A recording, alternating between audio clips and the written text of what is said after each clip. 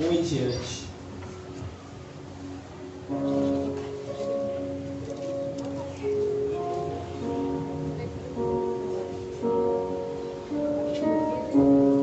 Amém?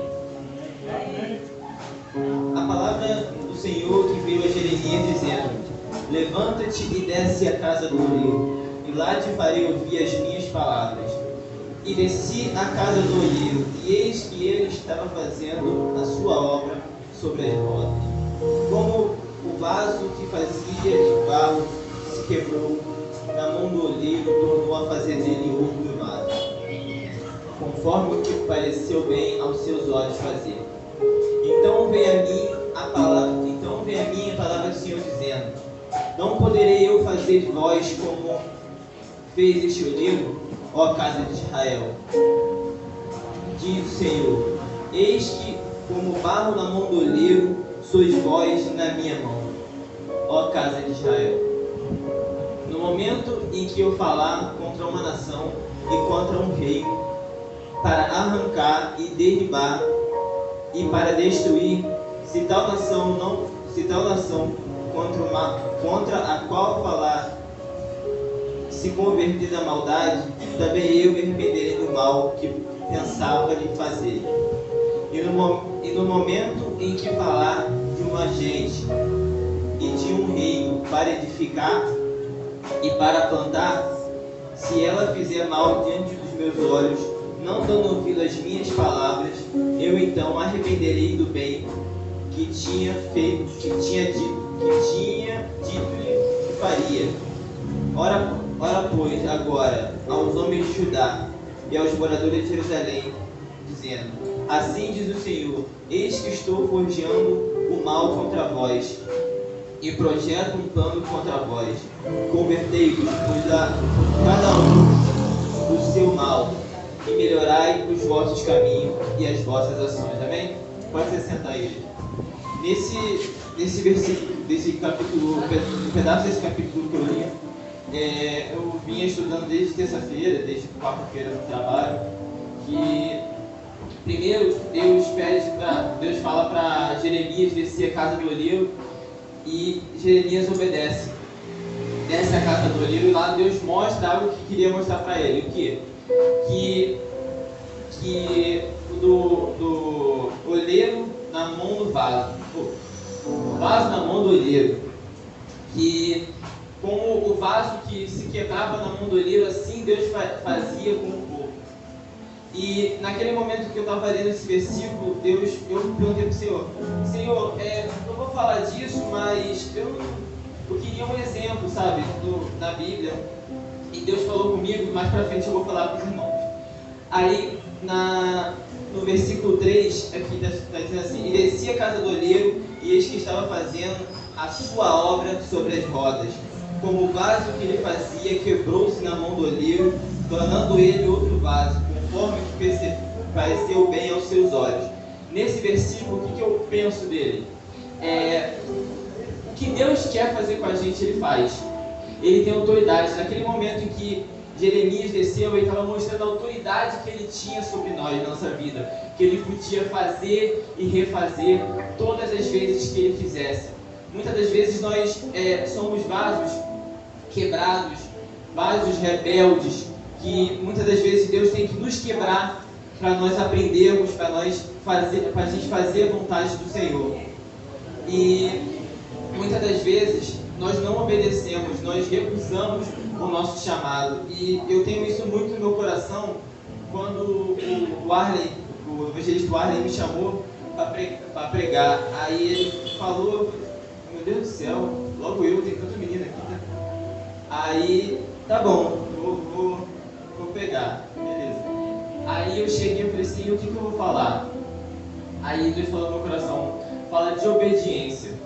Porque muitas das vezes, como Jeremias, Deus quer nos mostrar alguma coisa, quer que nós desçamos para algum lugar, desçamos para nós vermos tal coisa que Ele quer fazer na nossa vida, ou que Ele quer mostrar para nós, e não descemos. Imagine se Jeremias não obedecesse a palavra do Senhor e não descesse. Entende? E isso que eu guardo no meu coração sempre é obedecer o nosso chamado, o que Deus fala conosco. E quando nós não obedecemos, logo mais para frente, Deus mostra o seu poder, a sua força. O que? Quando no versículo 7 vai falando assim: no momento em que eu falar contra uma nação e contra um reino para arrancar e derrubar e para destruir, Deus tem poder para tudo, irmão. Por mais que você não obedeça, não queira, Ele vai lá e faz, porque Ele é Deus. Fala assim: eu não quero, beleza, sua opção. Assim como Jonas, ele teve a opção de ir, e ele escolheu ir para outro lugar, pegar um navio para outro lugar, mas isso teve consequências. Que Deus colocou ele no barco e teve uma grande tempestade, como já foi falado hoje. E quando essa tempestade chegou, não chegou somente para ele, chegou para todos que estavam ao redor dele. Então, isso nos traz muita dificuldade na nossa vida, e a desobediência nos traz muita dificuldade na nossa vida. E o Senhor está falando nessa noite que se nós não obedecermos, nós vamos ser quebrados, nós vamos ser derrubados. Só quando nós nos arrependermos e voltarmos atrás nas nossas atitudes, nas nossas ações, em que Ele vai plantar, vai regar para nós crescermos. Amém? Daniel capítulo 4 vai falando sobre o rei. Deixa eu só achar rapidinho aqui. Eu perdi na Bíblia. Daniel capítulo 4, versículo 30.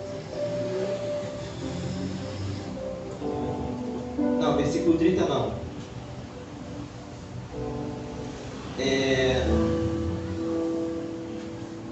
Só um minutinho.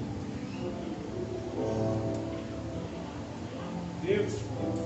É Deus. Então Daniel, cujo nome era Beltesazar, esteve atônito quase uma hora, e seus pensamentos o atrapalhavam, pois o rei e disse a Beltesazar: não te espante o sonho, nem sua interpretação, respondeu Beltesazar, e disse: Senhor meu, o sonho seja contra o que te tem ódio, e a sua interpretação para os teus inimigos. A árvore que viste, já vou explicar mais para frente, que cresceu e se fez forte, cuja altura chegava até o céu, e que foi vista por toda a terra, cujas folhas eram formosas e seu fruto abundante, que para todos havia mantimento debaixo do qual moravam os animais do campo, e cujos ramos habitavam aves do céu. Nessa parte desse versículo mostra como era grande o reinado de Nabucodonosor, e ele se encheu o seu coração. E Deus falou comigo que por mais que ele fosse grande, Deus era maior. Deus tinha um controle sobre tudo.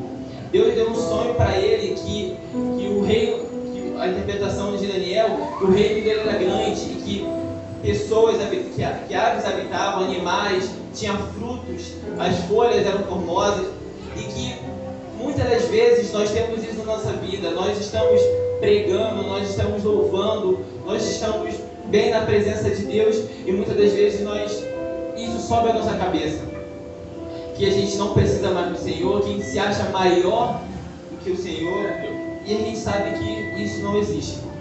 Amém? Amém? Amém.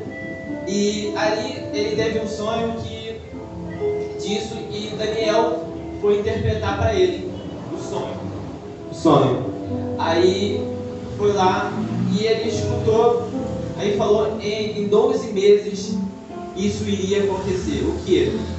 Que esse rei iria ser derrubado se Nabucodonosor não voltasse atrás do que ele pensava, do que ele achava sobre si. E agora o capítulo 4, versículo 30 que eu tinha falado. Então vamos lá. Falou o rei e disse: não é esta grande Babilônia que eu edifiquei para a casa real, com a força do meu poder e para a glória da minha magnificência, ainda estava a palavra na boca do rei, quando caiu uma voz do céu, assim se diz: ó rei Nabucodonosor, passou de ti o teu reino. Deus tirou tudo aquilo que Nabucodonosor achou que tinha. E muitas das vezes Deus faz isso com a gente, nos quebrando na mão do olheiro, que fala em Jeremias capítulo 8, que muitas das vezes nós nos achamos mais, nos achamos muita coisa, porque temos isso aqui. E isso não é nada perante o nosso Deus. A qualquer momento Deus pode nos tirar, nos quebrar. E mais para frente, no versículo 34, vem dizendo assim: mas no fim daqueles dias, eu, Nabucodonosor, levantei os meus olhos e tornou-me a mim o entendimento, e eu obedeci o Altíssimo. Mas nesse meio tempo em que ele estava lá, ele virou um animal, ele teve que se prostrar, ele teve que diminuir, ele teve que se arrepender por muito tempo. E quando ele se arrependeu, Deus colocou ele de novo no lugar. Mas Deus estava no centro. Deus foi louvado naquilo que ele estava fazendo. E muitas das vezes Deus nos quebra, Deus nos faz cair, nos coloca no fundo do poço para nós pensar: o Senhor seja louvado em todas as coisas da minha vida. E que nós venhamos nessa noite nos arrepender, voltar atrás do que nós fazemos e vigiar sempre naquilo em que nós pensamos, vivemos e agimos. No versículo 34, para terminar, olha só: mas ao fim daqueles dias, Nabucodonosor levantei os meus olhos ao céu e tornou-me a mim o entendimento. E eu o bendisse, e louvei e glorifiquei ao que vive para sempre, cujo domínio é o domínio sempre eterno, e cujo reino de geração em geração. Então, irmãos, nós nessa noite venhamos tomar a atitude de nos arrepender, de voltar atrás do que nós achamos e que nós pensamos, que achamos ser sem o Senhor. Por exemplo, graças a Deus, agora Deus me deu emprego. Se eu falasse: eu arrumei um emprego, eu fui lá, não. Se não fosse Deus, não teria essas coisas, não teria nada. Isso não é nada para o Senhor. Você está entendendo? Coloque sempre o Senhor acima de tudo. Coloque sempre o Senhor no centro, que aí as coisas vão andar. Que isso tudo em que Jonas, em que o rei Nabucodonosor teve que passar, nós não passemos, para que nós não venhamos sofrer por causa das nossas atitudes. Amém? Isso que eu deixo para a igreja. Agradeço a oportunidade em nome de Jesus.